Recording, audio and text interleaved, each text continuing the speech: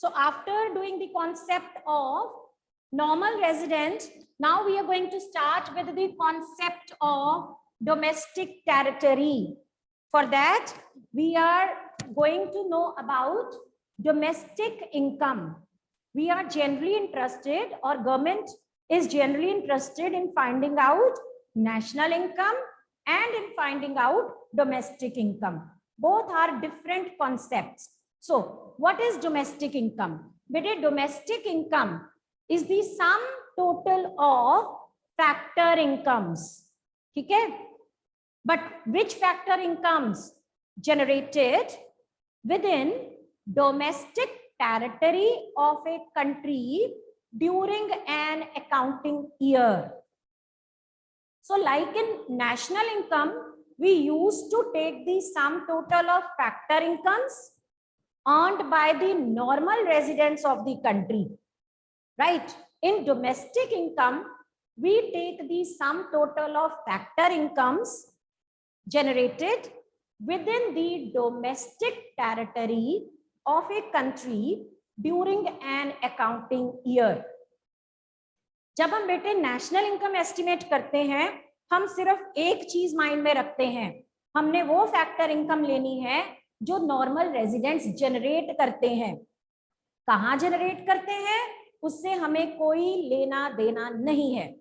Whether it is generated within the domestic territory or outside domestic territory, we do not even ask them. We just see the income of normal resident. For example, if I am a lecturer and I am invited by a foreign university in US to give lecture, right? मैंने US में lecture दिया तो उसके बदले उन्होंने मेरे को $100 मेरे अकाउंट में डाल दिए. अब ये मेरी इनकम इंडिया की नेशनल इनकम में आनी चाहिए या नहीं? उसके लिए दो कंडीशंस. फैक्टर इनकम है फैक्टर इनकम है, मैंने अपनी सर्विसेज दी, उसके बदले मुझे फैक्टर इनकम आई, सो यस. दूसरा, am I a normal resident? क्योंकि सिर्फ नॉर्मल रेजिडेंट की इनकम आनी है. Yes, I am a normal resident. I am living in India for a period more than 1 year and my economic interest lies with India, right? So this income, even though it is generated outside India, किसी ने नहीं पूछा कहाँ generate हुई, क्योंकि national income क्या concept है कि income should be generated by normal resident, no matter within the domestic territory or outside. अब डोमेस्टिक इनकम क्या कंसेप्ट है बेटे? Sum total of factor incomes generated within domestic territory. इसमें हमने वो सारे फैक्टर इनकम्स लेने हैं जो कि इंडिया की डोमेस्टिक टेरिटरी में जनरेट होते हैं. हमने ये नहीं देखना कि वो नॉर्मल रेजिडेंट ने जनरेट की है कि नहीं. हमने सिर्फ ये देखना है कि वो इनकम जो कि डोमेस्टिक टेरिटरी ऑफ कंट्री में जनरेट हुई है, वो इनकम को हम डोमेस्टिक इनकम में लेते हैं. But then, like normal resident was a new concept to you, domestic territory is also a new concept for you people. What is exactly domestic territory? Many of you would be considering the political boundary of India, like this is the political, boundary of India, and you would say कि ma'am ये सारी जो territory है, ये जो political borders हैं, ये हमारी डोमेस्टिक टेरिटरी है. बेटे ये जो बॉर्डर्स हैं ये पॉलिटिकल कंसेप्ट है, ठीक है, लेकिन जो डोमेस्टिक टेरिटरी है वो इकोनॉमिक कंसेप्ट है. Domestic territory is an economic concept. ये इकोनॉमिक्स के व्यू पॉइंट से हम देखते हैं, not from the political view point. So what is domestic territory? It refers to geographical territory administered by the government. वो सारी territory जो कि उस कंट्री की गवर्नमेंट एडमिनिस्टर कर रही है, and within which people of the country, goods of the country and capital of the country circulate freely. Domestic territory वो ज्योग्राफिकल टेरिटरी है जिसको कि हमारी गवर्नमेंट एडमिनिस्टर कर रही है और जिसके बीच में हमारी कंट्री के पीपल, हमारी कंट्री के गुड्स और हमारी capital easily without any restrictions, without any permission from anybody can circulate freely. ठीक है. Now this is a wider concept than political borders.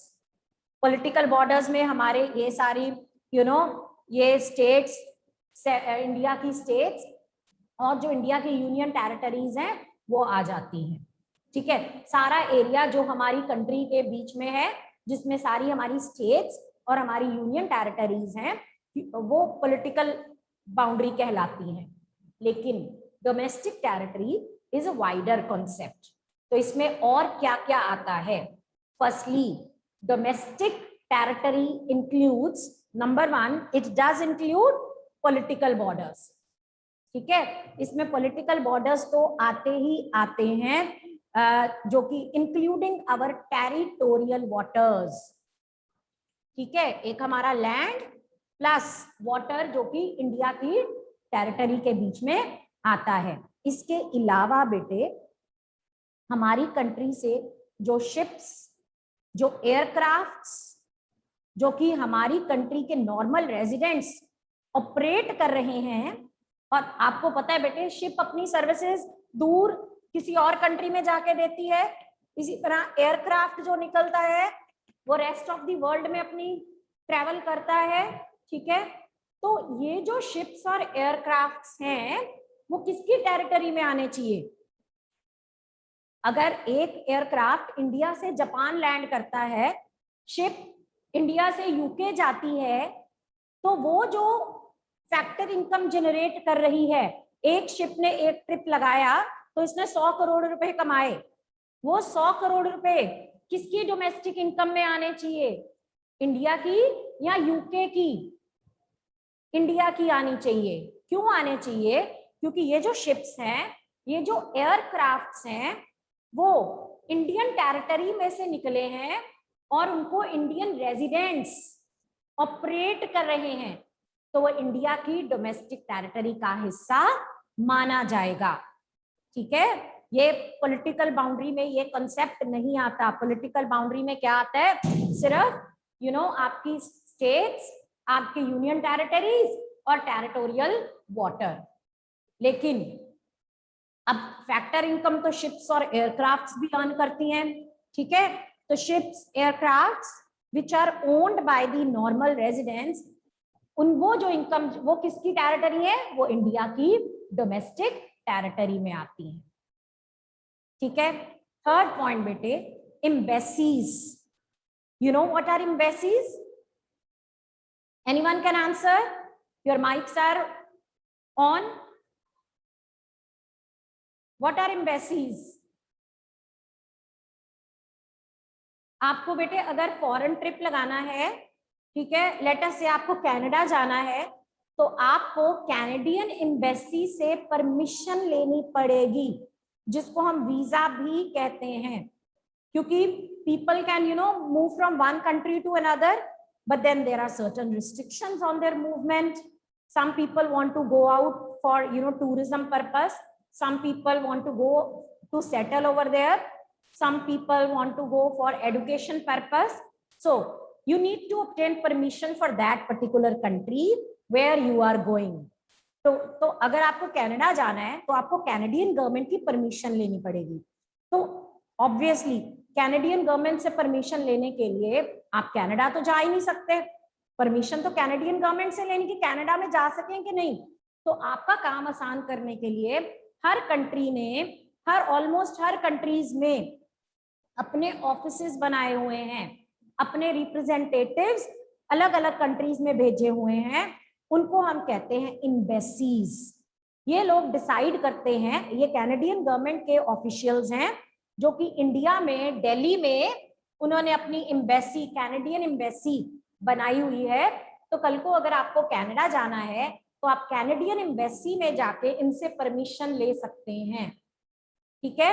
अब जो इसी तरह कनाडा की एम्बेसी है तो और भी कंट्रीज की एम्बेसी होगी. There would be embassies of all the countries in India. आप दिल्ली में चले जाओ, एक बेटे पूरी स्ट्रीट है जिसमें यूके की एम्बेसी, यूएस की एम्बेसी, कनाडा की एम्बेसी, रशिया की एम्बेसी, ऑस्ट्रेलिया की एम्बेसी, पाकिस्तान की एम्बेसी, ये सारी एम्बेसीज हैं. ठीक है. अब हम देखते हैं ये जो फॉरेन एम्बेसीज हैं जो कि इंडिया में न्यू दिल्ली में लोकेटेड हैं, क्या वो हमारी डोमेस्टिक टेरिटरी का हिस्सा है या नहीं? Some of you will outrightly answer हाँ जी मैम, हमारी कंट्री में लोकेटेड है. दिल्ली हमारा स्टेट है, सिटी है, कैपिटल सिटी है, दिल्ली में लोकेटेड है, तो ये हमारी डोमेस्टिक टेरिटरी है. तो अगेन बेटा, डोमेस्टिक टेरिटरी और पॉलिटिकल टेरिटरी में डिफरेंशिएट करना है.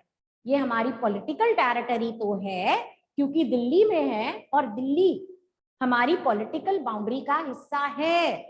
लेकिन डोमेस्टिक टेरिटरी को हम कैसे डिफाइन करते हैं? ये वो ज्योग्राफिकल टेरिटरी है जो कि गवर्नमेंट एडमिनिस्टर करती है. जिस कंट्री की टेरिटरी है उसकी गवर्नमेंट एडमिनिस्टर करती है.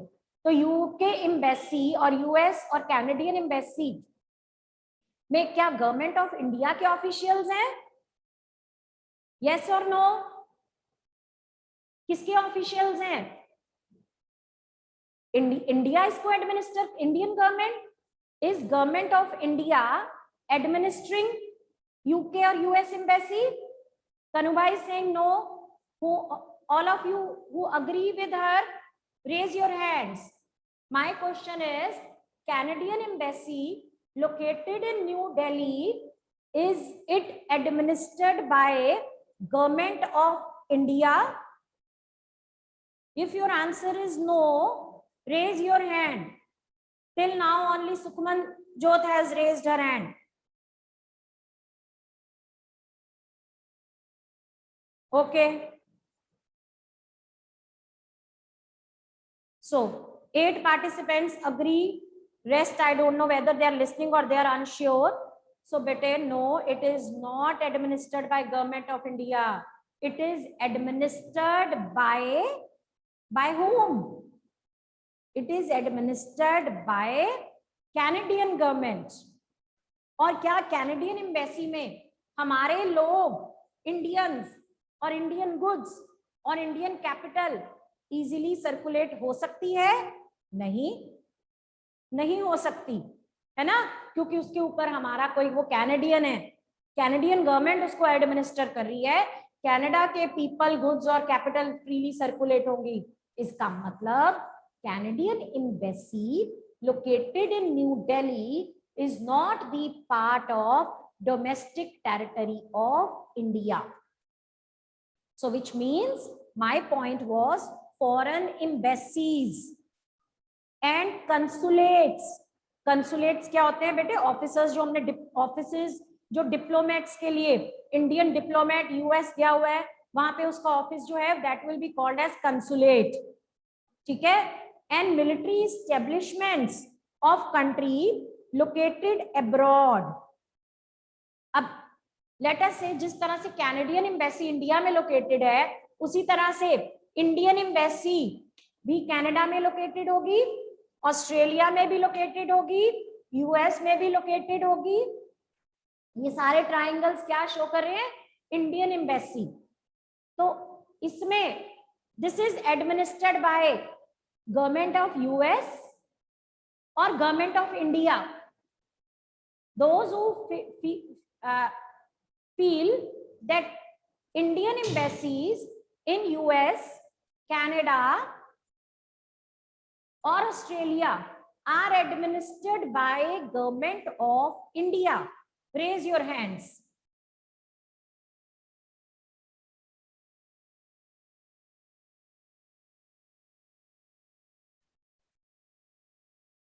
So these are administered by government of India, right? And here Indian goods, Indian people, Indian capital can circulate freely. हो सकती है ना? तो ये जो फॉरेन एम्बेसीज हैं या फॉरेन कंसुलेट्स हैं या मिलिट्री स्टेब्लिशमेंट्स हैं जो कि अब्रॉड में लोकेटेड हैं, ये इंडिया की डोमेस्टिक टेरिटरी का हिस्सा मानी जाती हैं। इसी तरह से जो फॉरेन एम्बेसीज इंडिया में लोकेटेड हैं वो इंडिया की टेरिटरी का हिस्सा नहीं मानी जाती। ठीक है, सो इसके अलावा और क्या आता है डोमेस्टिक टेरिटरी में? अभी तक मैंने 3 बातें बताई बेटे। एक, political borders including territorial waters. दूसरा, ships, aircrafts owned by normal residents of India, operated outside, traveling to outside India. तीसरा, Indian embassies located in Canada, US, Australia, यानी rest of the world. Embassies, consulates, military establishments, ठीक है, located abroad. They will be considered as domestic territory of India. Now, 4th point, बेटे fishing vessels, oil and natural gas rigs and floating platforms operated by residents of country in international waters. ठीक है, अब देखो ये international waters हैं, लेकिन India का let us suppose right है कि इंडिया के फिशरमैन यहां जाके फिशिंग कर सकते हैं, और इंडिया के पास राइट है कि यहाँ पे सी बेड के नीचे ऑयल एंड नेचुरल गैस पाया जाता है, तो इंडिया के पास एक्सक्लूसिव राइट है कि इसके नीचे से वो वाटर ऑयल को एक्सप्लोर कर सकता है। तो ऑयल को एक्सप्लोर करने के लिए हमें एक बहुत बड़ी मशीनरी लगानी पड़ती है जिसको हम कहते हैं oil and natural gas rigs, RIGS, rigs. ठीक है, तो अगर वो इंडिया के नॉर्मल रेजिडेंट्स ऑपरेट करते हैं, इवन दो ये इंटरनेशनल वाटर्स में है, लेकिन ये किसकी टेरिटरी मानी जाएगी? इंडिया की डोमेस्टिक टेरिटरी मानी जाएगी, राइट।